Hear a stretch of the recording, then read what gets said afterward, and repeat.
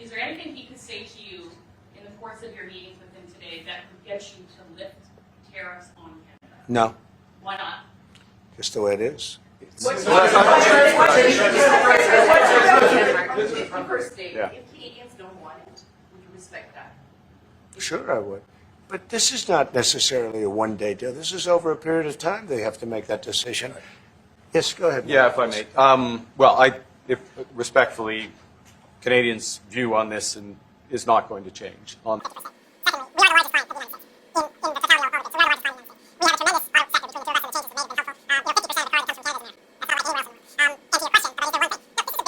There are much bigger forces involved.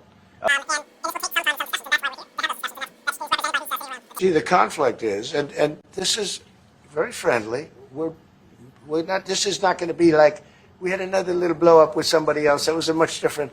This is a very friendly conversation. But we want to make our own cars. We don't really want cars from Canada, and we put tariffs on cars from Canada. And at a certain point, it won't make economic sense for Canada to build those cars. And we don't want steel from Canada because we're making our own steel and we're having massive steel plants being built right now as we speak.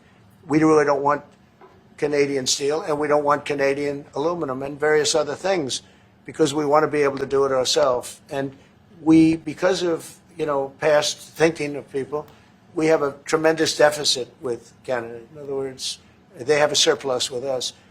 And there's no reason for us to be subsidizing Canada. Canada's a place that will have to be able to take care of itself economically.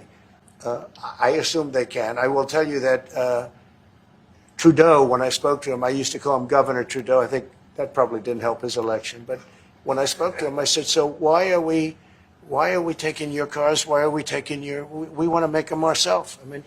I said, and if the price of your cars went up, or if we put a tariff on your cars of 25%, what would that mean to you?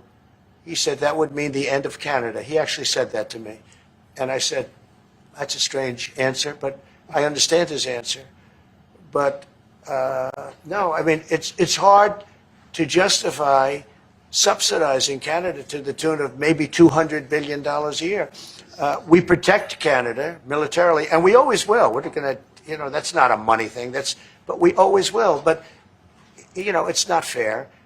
But why are we subsidizing Canada $200 billion a year, or whatever the number might be? It's a very substantial number. And it's hard for the American taxpayer to say, gee whiz, we love doing that. Thank you very much. We're going to have a very substantial. Thank you. Thank you very much. Why don't you now? Why did you